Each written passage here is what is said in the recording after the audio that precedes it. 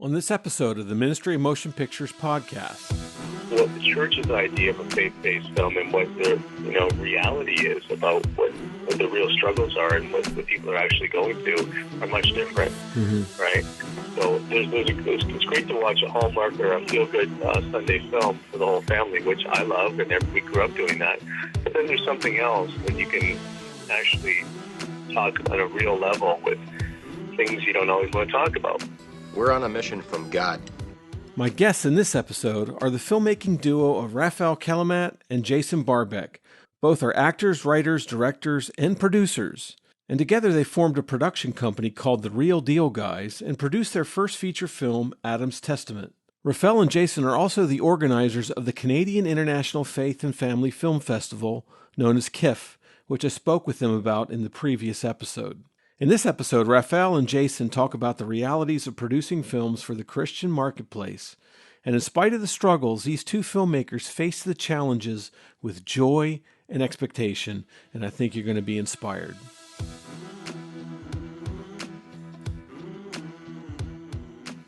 One of the things that baffles me is that here we are in the vast world of connected media. The church understands the power and reach that cinema and film has, and I just wish that there was more of an effort, more of an interest in using this art form to do more to reach the world with the message of Christ, or whatever we're going to be doing to communicate the truths of God. Because you hear Christian filmmakers, and I'm sure you hear it all the time, we have the best stories in the world. We've got the most important stories. We've got the most important themes. But when you look at the industry itself and what's being produced, it's just so meager what we see happening. It can be discouraging. And I think a lot of professional filmmakers, they're afraid to jump into this space because... I think, Todd, the difficulty is faith-based films pigeonholes you. It puts you in a box. Yeah. And many of the secular film industry producers and studios don't want to work with you. Look what happened to Jim Caviezel. And Mel Gibson.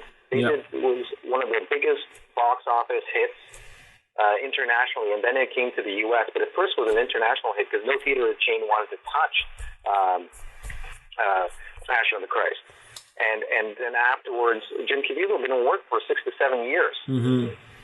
So when young actors or filmmakers are looking at an example of that, it's not very encouraging. However, you hit the nail on the head by saying the film industry is growing. There are a lot more options.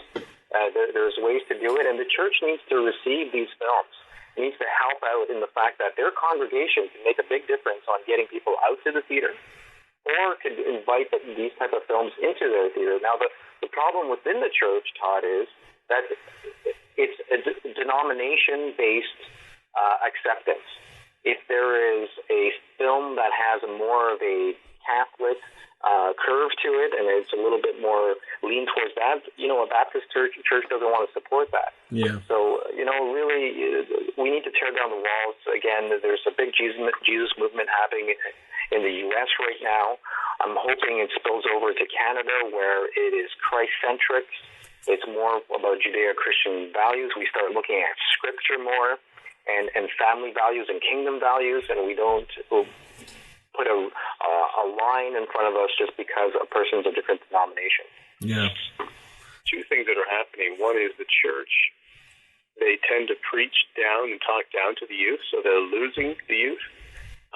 The youth doesn't want to be preached to. They want to be listened to, especially the millennials. And the other thing is, in the faith-based market of film, it's getting better. But, what the church's idea of a faith-based film and what the, reality is about what the real struggles are and what the people are actually going through are much different, right? So it's great to watch a Hallmark or a feel-good Sunday film for the whole family, which I love, and we grew up doing that. But then there's something else when you can actually talk on a real level with things you don't always want to talk about, like maybe addiction or loss of faith, loss of life. Yeah. loss of identity. I mean, these are all current topics that are all over the place with our young people, and that's why our film we tackled it head on.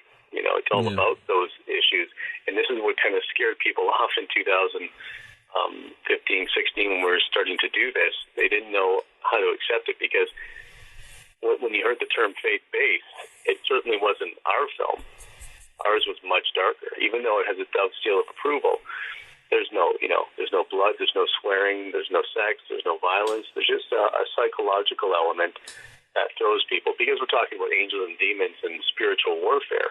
Yeah. So this is not the hot topics in church all the time, but I think it's important, that this is the stuff we need to talk about, because people can't understand why they're riddled with pain, anxiety, depression, these maladies that overcome them, and they're in such a dark pit and they can't escape.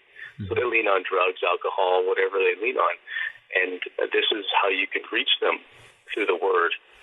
I believe, through media, but you have to do it the right way. It's a very specific way to do it. Is that when I started doing this podcast, I wasn't quite sure what I would find when I was interviewing all these different people who are working in the Christian film industry. So I even talked to theologians and I asked them, what do you think about Christian film? Do you even like it? Do you think it has any merit or value?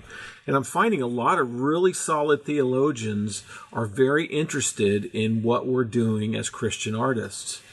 And then I find people like Brett McCracken at the Gospel Coalition. He studied at UCLA Cinema Studies in the academic track because he wanted to talk about films. So he's sort of acting as, the critic, not just the critic, but the champion of good quality Christian filmmaking. And then with you guys and these other Christian film festivals that are blossoming, it just looks like the stage is being set for this industry to grow into a bigger shoe size in the next few years. And we can see that with streaming opportunities cropping up. There's far more material being made today, and there's far more opportunities for filmmakers. Very specific viewpoints, even if they don't agree, if distributors don't agree with them, they see the marketability of them, the financial possibilities that they have. And I think the opportunities are getting very exciting at this point. So just to say I'm encouraged by what's happening, what I'm seeing happening in this industry. Well, we're encouraged as well, Todd. When Hollywood started seeing films like The Passion come out and they want to jump on board, and then you saw the smaller films come out like Fireproof and Facing the Giants, and they made money. They made a lot of money with not a lot of investment. And I think we're at a point right now where universities are even taking it upon themselves to create Christian film and media programs. Redeemer, of course, has a good media program. Canada Christian College is developing one around even Tyndale, where we spoke in the past. We were guest speakers at Tyndale here in Toronto, and we're even in talks with Liberty University. They've got a great program they're starting right now, so they're seeing the value in that. And Liberty University in Lynchburg, Virginia, is the largest Christian university in the world. Yeah, and they really want to make a splash with their movies. Because a lot of these faith-based films are giving a bad name to Christian movies. Yes. Because Christians are not making them on the most part. And so sometimes that's true. Wrong. When you look at something like Noah, it was just, wow, they got that wrong. But there's a lot of great movies, but there's a lot of films that are horror-based that have a Christian angle. That was, Jason, and you could talk about that. You've really hit the nail on the head with that one. Yeah, it's some people want to get on the bandwagon, and like Rafael just said, they don't get it right, and they try to mix two things together, trying to create the perfect formula, but you can't do that. You got to speak from the heart, and the audiences are very sophisticated these days. They know right away. I mean, it's like going to a Marvel film. You know what you're in for, and if they don't deliver, the audiences will let you know, and then the ticket sales will just plummet. Yeah. So it's the same with films these days. You have your faith followers or Christian market that go to these films. But then the secular spill over because they want to, someone goes to a film and someone's grandmother sees something and invites the daughter, and daughter invites the children, invite the grandkids. And so this is how films like Courageous did it. It was a trickle-down effect through the families. Yeah. Because everyone's going, you got to see this, you got to see this. It's a reflection of what we're going through, or our families, or people we know, or on it goes. And then again, the Kendricks are perfect at speaking from the heart, and they're only getting better and better with their casting and their acting and the writing. Yeah. So if you're not careful, you can really lose the audience right away. So what do you think Christian filmmakers need the most? You see a lot of guys and gals, I'm sure, come through. What are the struggles and the things that they need that they're not getting? Well, they need to be mentored. Yeah. They need to get encouragement. They need to be helped to connect with others. So encouraging them not only just to go to film school and do the research and understand what they're doing, but they need to be able to work with others in this environment in any shape or form, just to be around it on a production or a small set in any shape or form. And then going out and listening to panels. And it's because social media has become so powerful, there's ways for them to connect to not only students, but actors and writers. And that's what I would suggest for them to do those things. Jason? Yeah, it's about support. There's a lot of big things happening in a lot of different movements. Lionsgate is now getting on board with these films, and they're starting to really open their eyes because they see the investment, they see the return on the dollar, like I can only imagine. And some of these other smaller Christian studios are teaming up with the big boys now. But I would say it's just more awareness and more support. If the studios keep getting behind these films, then there'll be bigger budgets, and then the casting will go out more and extend into the Christian world. Like our friend Cameron Arnett, for example, who kind of was shunned from Hollywood for years because he wouldn't compromise his values with some offers he had, including like nudity and sex scenes and such. And so he kind of got blacklisted a little bit. As a Christian actor now, he's really starting to shine, with Overcomer and films like that, where everyone gets a chance to see his work at that level. So it's nice to see. It's like the tide is turning a little bit for these faith-based films. And young filmmakers and actors, they would be surprised on how these Canadian leaders and American leaders in this industry are willing to help out. Looking at someone like who sits on our board, Christopher Bissett, is a multi-award-winning writer, director, producer, teaches at Niagara College. He'll take your email. He'll listen out to you. He'll listen to your story. Sam Sorbo is another one. Lana King, who was the former CEO of Hallmark Channel and started up and established Fox and launched Fox Sports and Fox News. She takes in submissions all the time and pitches. Paul Alone, from Cloud 10 Creative, right here in our backyard. He's in St. Catharines. And John Pattis is the writer for the Left Behind series. Everybody knows that series, a multi-million-dollar award-winning series of films. You just have to try. Yeah. And we're developing a program right now with the Canadian Bible Society so that youth 25 and under could participate in a public service announcement. So they would put a Bible within their short, and they could shoot it on anything. They could shoot it on their phone, it being 60 seconds or less, and submit it to us. So it's a solo project, and involves friends or youth groups or a church, and you could put something together and get some feedback on it.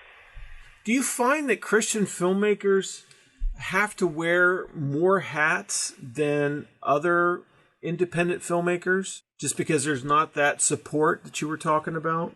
I just think it has to do with budget. I mean, it has. You see it all the time in the independent world because of that reason. So, you're on a bigger budget film.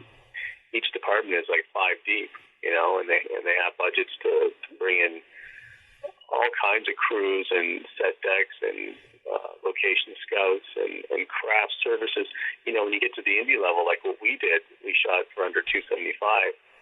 You know, you do have to be very creative with who you hire, and you know, you get volunteers, you get everybody. And what happens in the Christian world, in the faith world, they end up getting a lot of volunteers from their local churches or places that they worship, and that's an amazing thing as a fellowship.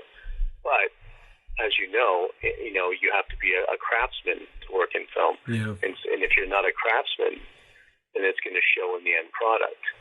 And I think that's what kind of happens sometimes, is people are very eager to help out, but they don't have any skills in certain departments because there's no budget, right? Right.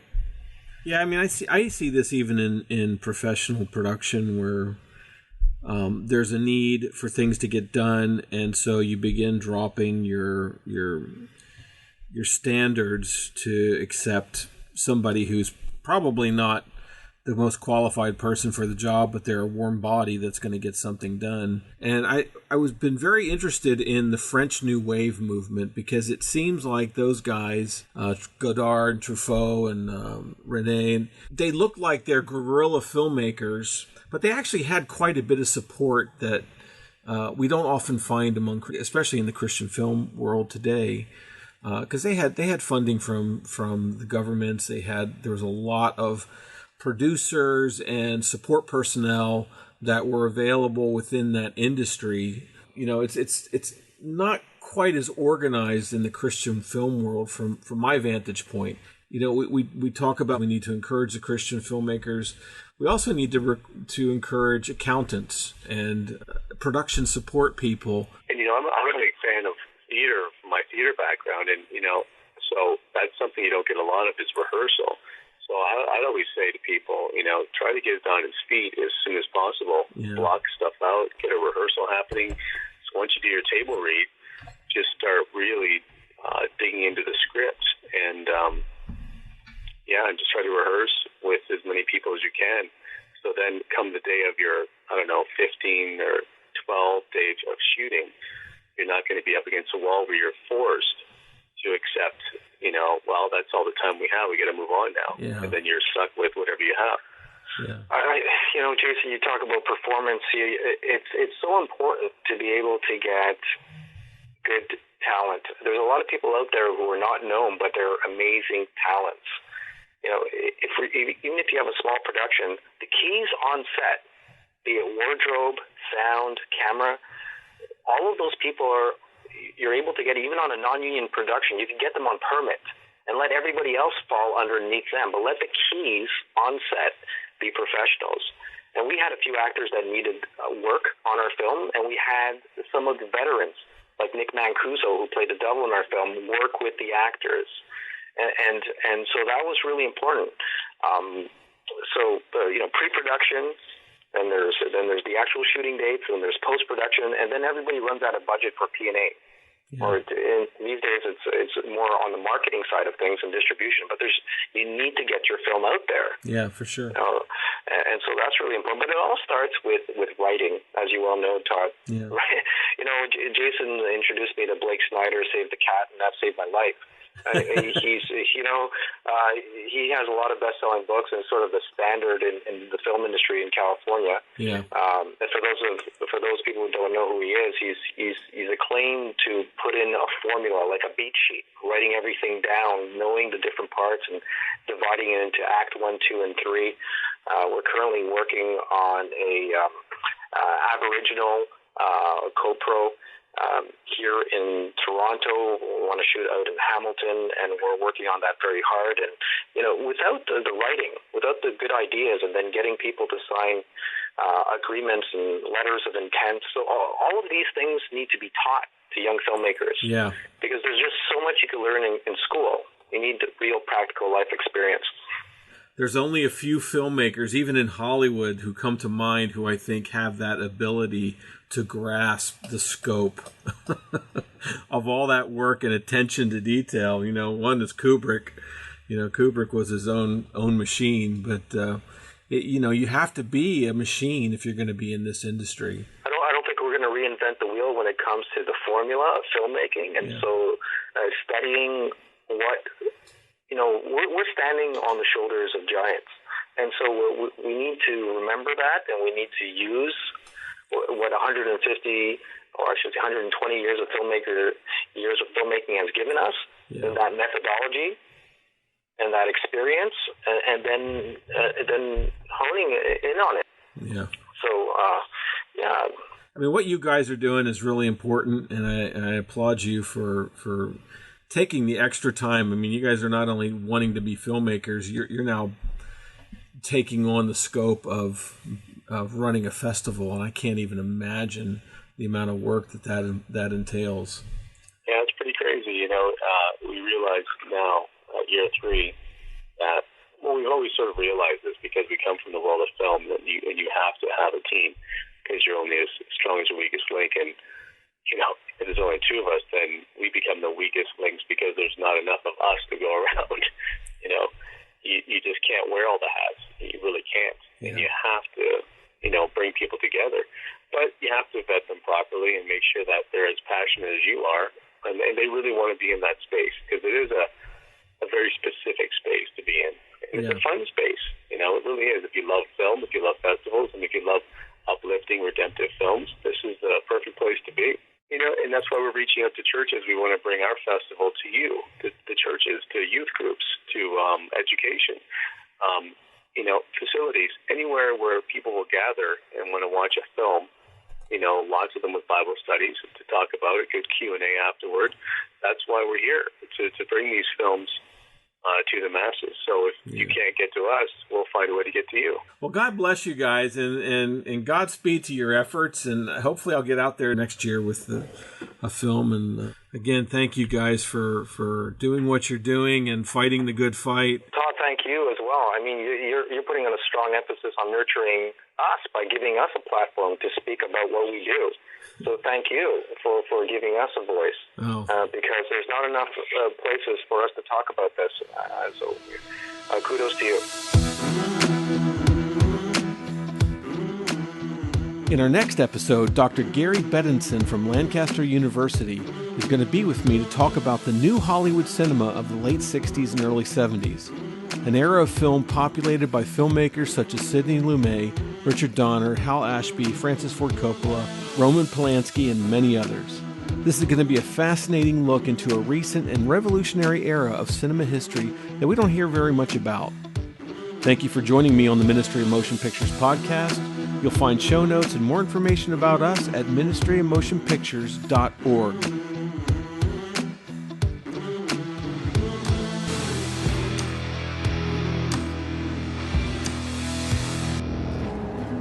What we do in life echoes in eternity.